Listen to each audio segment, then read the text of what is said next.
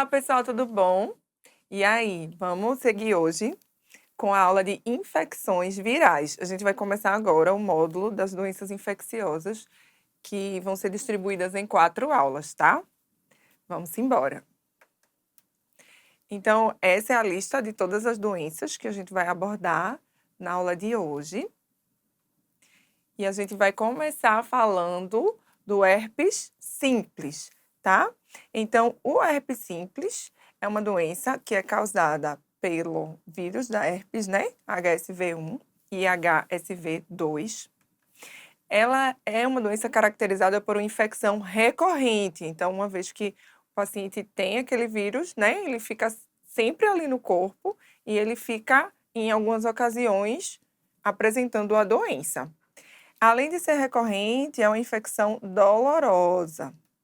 E ela vai ser desencadeada por alguns fatores, como exposição à luz solar, estresse e imunodepressão. É o que vai causar a reativação do vírus. Então, clinicamente, o quadro clássico do herpes simples são vesículas agrupadas sobre uma base eritematosa, tá? É o quadro clássico. Mas ele pode ter algumas outras apresentações clínicas, como esse caso aqui, que ele é o eczema herpético, ou erupção variceliforme de Kaposi, tá? São lesões disseminadas em pacientes que têm dermatite atópica.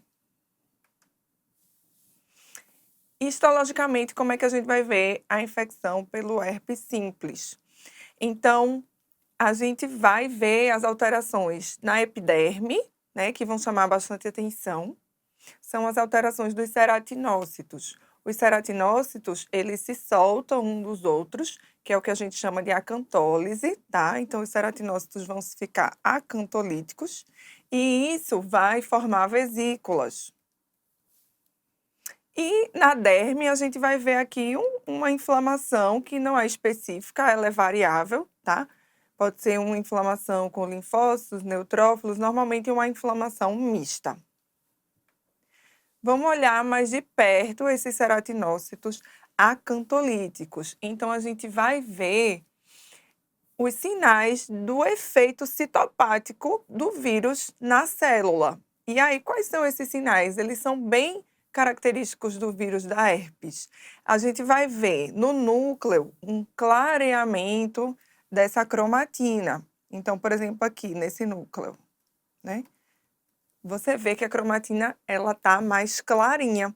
E a borda do núcleo, ela fica reforçada. Então, a gente tem um reforço da cromatina na borda nuclear, tá? O núcleo, repara que ele fica meio opaco, né? Então, esse núcleo, esse clareamento da cromatina, é o que a gente chama cromatina em vidro fosco, tá? Cromatina em vidro fosco. O núcleo, ele também vai ficar maior e a gente pode ver vários núcleos numa só célula, que é o que a gente chama de multinucleação. Além disso, vocês podem perceber que os núcleos, eles começam a ficar um juntinho do outro, um quadro que a gente chama de amoldamento, é como se um núcleo se amoldasse no outro, como se fosse um quebra-cabeça, sabe? E isso é bem característico do herpes também. Aqui você pode ver também multinucleação e esse amoldamento nuclear. A célula também, o ceratinócito vai ficar grande, cheio de líquido dentro dele, que é o que a gente chama balonização, né? Então, são essas células maiores com citoplasma mais claro, tá? As células ficam balonizadas. A gente tem os chamados corpos de inclusão, tá? Que são essas inclusões intranucleares eosinofílicas, né? Aqui, por exemplo, a gente tem um núcleo e a gente tem essa inclusão nuclear eosinofílica, presente nessas células balonizadas, tá? São os corpos de inclusão. E aqui nessa foto, a gente pode ver o que a gente chama de degeneração reticular, que ela acontece quando os ceratinócitos, eles ficam balonizados, eles ficam edemaciados, cheios de líquido e eles podem romper.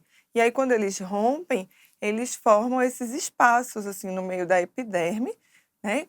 Com essas traves, lembrando uma rede. Esse quadro é conhecido como degeneração reticular. Uma outra coisa que pode acontecer na infecção herpética é a necrose do epitélio folicular. Então, aqui eu estou vendo um folículo, tá? E aqui no meio eu vejo esse material eosinofílico,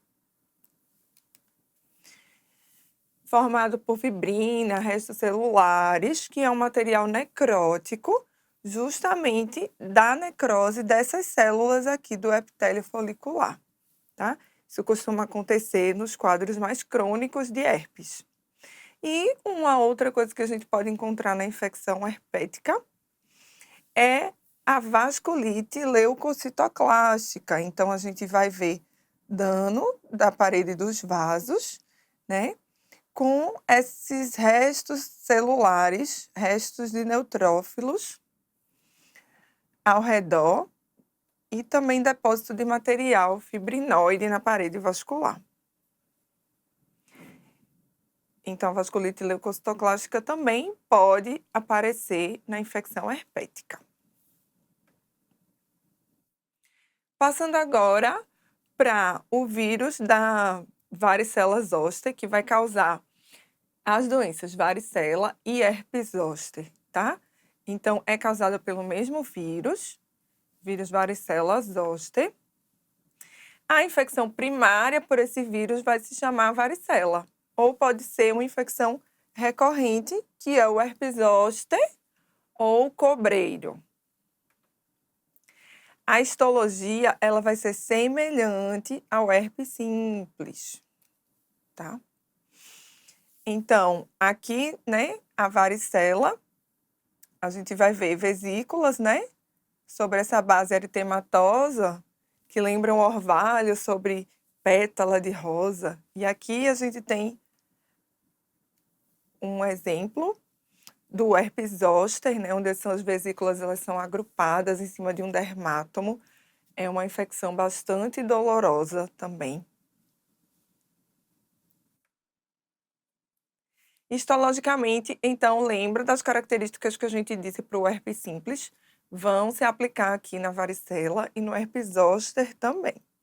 Então, aqui nesse quadro a gente vê, né, nessa primeira foto, vesículas, né, essa vesícula intraepidérmica, degeneração reticular, tá? A base dessa lesão, ela tá degenerada, né, a gente não vê a epiderme aqui na base. E olhando mais de perto, a gente vai ver aqueles ceratinócitos acantolíticos. Lembra que os ceratinócitos acantolíticos, eles ficam nessa conformação mais arredondada. São ceratinócitos com o citoplasma mais pálido, né? Núcleos com cromatina em vidro fosco, multinucleação, como a gente está vendo aqui, e os núcleos amoldados, semelhante ao herpes simples. Passando agora para o citomegalovírus. O citomegalovírus, ele é um vírus do subgrupo dos beta-herpes vírus. Ele é um vírus que vai se manifestar mais em pacientes imunodeprimidos, tá? E raramente pode ter uma manifestação cutânea em imunocompetentes, mas é raro. A apresentação clínica mais comum é uma erupção, né? O paciente tem um rash, uma erupção maculopapular pós uso do antibiótico ampicilina. E as lesões de pele são bem variadas, tá? Pode aparecer com um quadro clínico bem variado. Então, pode aparecer como urticária, como lesões bolhosas, pústulas, podem ser lesões ulceradas, lesões ceratóticas, dermatite de fraldas também é uma apresentação clínica, epidermólise também. Então, aqui, né, você vê o quadro histológico, isso aqui é um vaso. Tá? Aqui tem o lúmen do vaso. E todas essas células que estão formando o vaso são células endoteliais. E a apresentação do citomegalovírus é nessas células endoteliais. Então, a gente não vai procurar, como nas outras que a gente viu, as alterações na epiderme. A gente tem que procurar as alterações do citomegalovírus na célula correta para a gente conseguir identificar. Que células são essas? Células endoteliais e os fibroblastos também da derme, tá? E como é essa alteração citopática do citomegalovírus, né? A gente vai ver inclusões nucleares, tá? Às vezes tem mais de uma. Essa aqui é a clássica, essas duas bolinhas, né, que são as inclusões em olho de coruja. Essa até parece mesmo o olhinho da coruja aqui. Essas inclusões basofílicas nucleares, tá? E a gente pode também lançar mão de um exame complementar para a pesquisa do CMV, citomegalovírus, que é a imunohistoquímica. A imunohistoquímica vai marcar as células afetadas, né? Aqui em cima, eu tenho, por exemplo, na célula endotelial, aqui a inclusão, ó, do citomegalovírus. A gente consegue achar aqui, por exemplo, nessa célula endotelial. Passando agora para o molusco contagioso, é uma doença causada pelo pox vírus. E clinicamente é caracterizada por essas pápulas, que têm uma umbilicação central. E histologicamente, né, ela é uma lesão onde eu vou ter uma proliferação grande ali da epiderme. É uma lesão que a gente chama ela de exoendofítica, porque ela cresce tanto para fora quanto para dentro também, tanto para cima quanto para baixo, né? Forma esses bulbos, né, de epiderme. E aqui a gente consegue ver já nesse aumento uma hiperceratose. A gente vai olhar mais de perto esses ceratinócitos. Então, aqui a gente vê a inclusão, né, típica do molusco contagioso, o efeito citopático do vírus. Ele vai dar uma alteração na queratinização ali daquele ceratinócito, tá? E vai formar essas bolinhas rosinhas, que é o que a gente chama de corpos de Henderson-Patterson, ou corpos de molusco. A gente também chama de corpos de molusco. Então, essa é uma alteração bem clássica do molusco contagioso. Essa é aquela que, quando você olha e você aprende, você não perde mais esse diagnóstico, tá? Porque é bem clássico mesmo essas inclusões, os corpos de molusco. Passando agora para a verruga vulgar. A verruga vulgar é uma doença causada principalmente por esses tipos de HPV aqui, 24, 17 e 49, sendo que o 24 é o mais comum, tá? Clinicamente, a gente vê essas pápulas verrucosas. E histologicamente, a gente vai ver, né? Primeiro, a gente vai ver que a epiderme está espessada, e ela está espessada de uma maneira em que, né, ela aqui é o nível normal da epiderme, você vê que a epiderme ela vai para cima, acima do nível da epiderme normal. Como é que eu chamo esse tipo de acantose?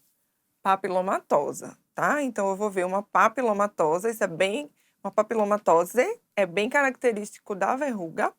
Além disso, eu vou encontrar uma hiperceratose e também uma hipergranulose, tá? Você vê que a granulosa também, ela tá espessada. Quando eu chego mais de perto, né, nessa primeira foto aqui, na verruga eu tenho uma dilatação dos vasinhos da derme papilar, tá? Então, os vasos ficam dilatados, inclusive eu posso ter até sangramento na camada córnea. E normalmente no topo, né, no topo aqui dessa papila, eu vou ver paraceratose. Além disso, eu vou encontrar, né, em algumas áreas, ali na região da hipergranulose, eu vou ver que realmente eu tenho um aumento desses grânulos. E eu vou ver que esses grânulos de queratoialina, eles estão bem mais grosseiros do que a epiderme normal, né? Então, veja, bem mais grosseiros, mais basofílicos, né? Eu encontro grânulos grosseiros de queratoialina. Isso é bem característico da infecção por HPV, tá? Além disso, eu posso ver que eu tenho também uma vacuolização perinuclear, né? Esses núcleos, eles estão com esse espaço branquinho ao redor. E isso é o que eu chamo de coilócito, tá? O coilócito é caracterizado, além de uma irregularidade nuclear, por uma vacuolização perinuclear. Então, eu tô vendo que aqui também tem coilocitose. Passando agora para verruga palmar e plantar, né? Ou verruga palmo ou plantar, é caracterizada, é causada por esses tipos aqui de HPV. E clinicamente ela também é uma pápula verrucosa, né? Aqui ela não tá exofítica, ela tá endofítica, porque é uma região, a região do pé, né, da planta, que é uma região que é amassada, tem ali o peso do pé, né? A lesão ela pode crescer para dentro. E aí a gente olha, né, aqui a histologia, você consegue reconhecer essa papilomatose. Além da papilomatose, a hiperceratose. E também você vê que a camada granulosa, ela também está espessada. E aí, quando você olha, né, esse tipo de verruga tem essas inclusões eosinofílicas intracitoplasmáticas características também. Além disso, eu vou ter grânulos grosseiros de queratoialina. Ok, pessoal? Vamos para a próxima, que é a verruga plana, tá? A verruga plana é caracterizada por essas lesões, essas pápulas finas, né? E escamosas, e elas são achatadas, tá? Ela não é verrucosa igual as outras verrugas. Causada pelo HPV 3 e 10. Normalmente, ela se apresenta em região de face, mãos, braços e joelhos e poupa a região palmoplantar. Então, você vê na histologia, né, você já vê a diferença para essas outras verrugas que eu mostrei, que tinha uma papilomatose e uma hiperceratose bem exageradas, tá? Aqui a gente praticamente não vê papilomatose, ela é uma lesão plana. As alterações que a gente vai achar é o efeito citopático do vírus. Na camada granulosa, a gente vai ver os grânulos grosseiros de queratoialina. E a gente vai ver coilocitose também, né? Esses núcleos com um vacúolo perinuclear, tá? A hiperceratose, ela é ortoceratótica em cesta de basquete, tá? Então, a verruga plana, muitas vezes, é um diagnóstico que ele é difícil, porque as alterações podem ser muito sutis. E a gente, se não estiver atento, pode deixar passar, tá? Vamos passar para a epidermodisplasia verruciforme. É uma doença que acontece quando o paciente tem uma susceptibilidade anormal à infecção por HPV. HPV 5 e 8, geralmente.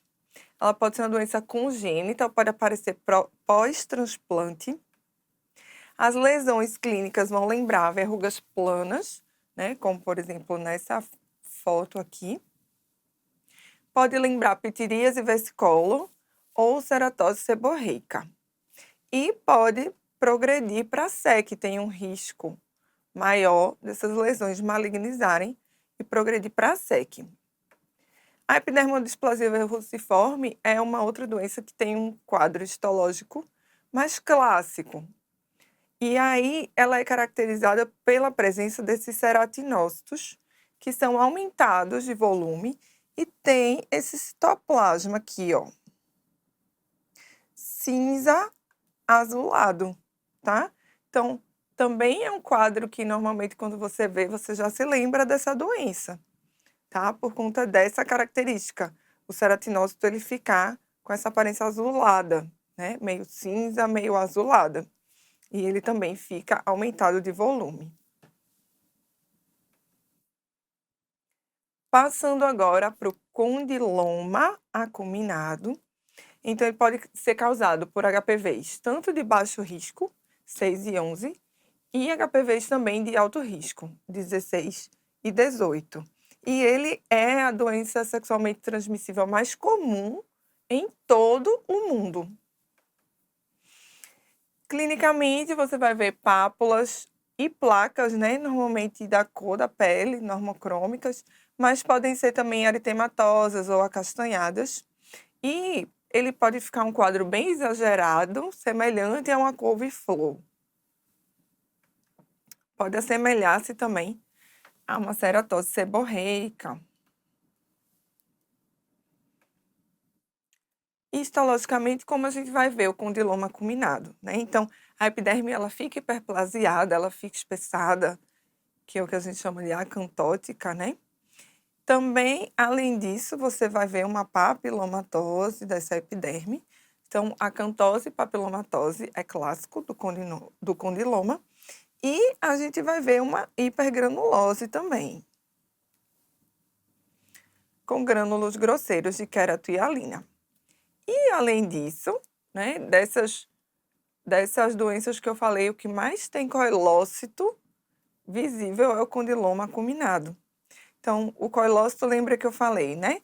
Ele tem esse núcleozinho mais irregular e ele tem mais hipercromática, como se fosse um núcleo mastigado. E ao redor do núcleo, a gente vê esse vacúolo perinuclear. Aqui a gente vai falar do condiloma acuminado gigante, tá? Que é o tumor de Buschke-Lowenstein ou carcinoma verrucoso. É uma lesão que ela já é considerada uma lesão maligna, tá? Mas ela é uma lesão maligna que se comporta como um carcinoma in situ.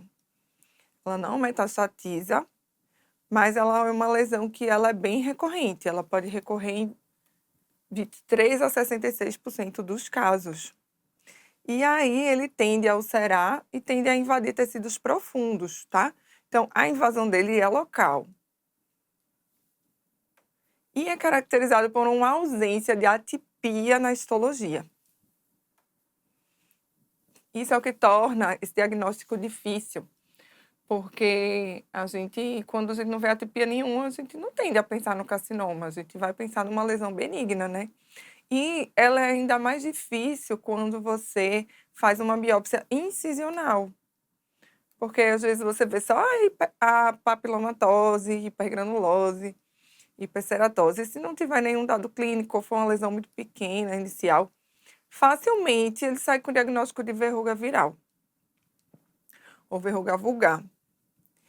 E a gente precisa, muitas vezes, fazer esse diagnóstico retrospectivo, né, de uma lesão que cresce, que recorre, que começa a ficar muito grande, que clinicamente você vê que não é uma verruga, e aí mas teve o diagnóstico de verruga.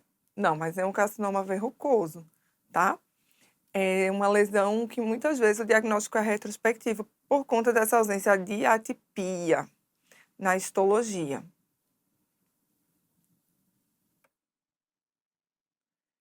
Passando agora para a papulose bauenoide. Ela é considerada uma neoplasia intraepitelial grau 3 ou um SEC in situ. E clinicamente são múltiplas pequenas pápulas, por vezes pigmentadas em região anogenital. Então, histologicamente, é um carcinoma espinocelular in situ, né? Parece um SEC in situ, uma doença de Bowen, tá? O que vai dar para a gente o nome papulose bauenoide é a apresentação clínica. Então, realmente, para a gente chegar nesse diagnóstico, a gente precisa ser informado da presença dessas múltiplas pápulas em região genital. E aí, histologicamente, a gente vai ver essa bagunça na epiderme, né? Você vê que não tem polarização nenhuma mais. Você tem mitoses altas, né? Que normalmente não é para a gente ver mitose aqui em cima na epiderme. Normal é a gente ver mitose aqui embaixo. Normal a gente vê, mas aqui em cima não é. Uma total bagunça, núcleos maiores, hipercromáticos, né? Então, aqui você vê, né, que tem uma proliferação desordenada de ceratinócitos, sem nenhuma polaridade. Polaridade que eu digo é aquela organização da epiderme, camada basal, camada espinhosa, camada granulosa, tá tudo bagunçado, os núcleos atípicos e mitoses em regiões altas da epiderme, tá? E aí você vê que é uma proliferação que ocupa toda a epiderme também, de baixo até em cima. Isso é um carcinoma in situ e com essa clínica, papulose bauenoide.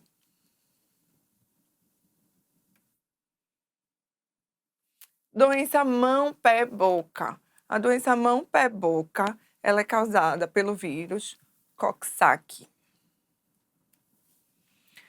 Tá? E a histologia dela vai ser semelhante ao eritema multiforme. Então, não sei se vocês lembram, o eritema multiforme é caracterizado por uma dermatite de interface, tá? Então, a gente vê melhor aqui, né, a gente tem a epiderme, separação da epiderme com a derme. Você vê que essa separação, ela tá borrada, né? E eu tenho a presença desses ceratinócitos necróticos aqui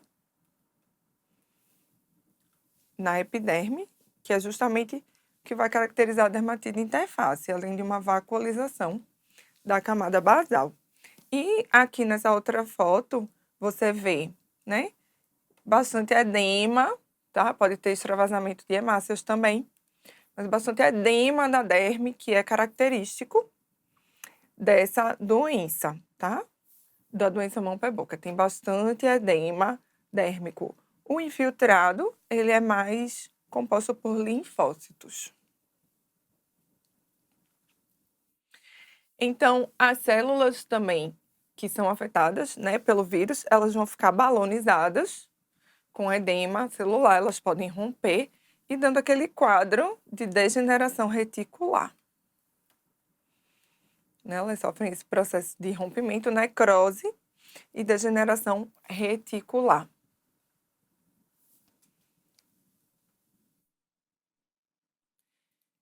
E passando agora para a última doença da aula, que é o ectema contagioso, que também é chamado de ORF, tá? É uma doença que não é muito comum da gente ver na nossa prática, tá? E é uma doença causada pelo parapoxvírus. Também é conhecida como nódulo dos ordenhadores, então aparece mais naquelas pessoas que têm contato com caprinos e ovinos. É uma lesão que ela é autolimitada, né? Ela dura mais ou menos um mês e ela vai passando por esses estágios de evolução clínica, sendo eles maculopapular em alvo, depois o estágio agudo, o regenerativo, o papilomatoso e depois o regressivo. Como eu falei, ela é autolimitada, dura mais ou menos um mês. E histologicamente, o que a gente vai ver no ORF, né? A gente vai ver aquela vesiculação intraepidérmica, né? No estágio inicial, ela começa assim com vesículas intraepidérmicas. E aí essa epiderme ela vai ficando hiperplasiada, tá? Ela faz uma hiperplasia da epiderme e uma crosta paraceratótica em cima. Esses ceratinócitos, eles vão ficar balonizados, tá? Então a gente vai ver um edema do citoplasma desses ceratinócitos, a balonização, e a gente também vê vacuolização dos ceratinócitos. Na derme, o infiltrado inflamatório, ele pode ter linfócito, plasmócito, estiócito, eosinófilo. E a gente tem também um quadro, né, uma alteração, que é esse clareamento perinuclear dos ceratinócitos, tá? E, além disso, a gente vai ver essas inclusões eosinofílicas citoplasmáticas. Essas inclusões ajudam a gente no diagnóstico do ORF.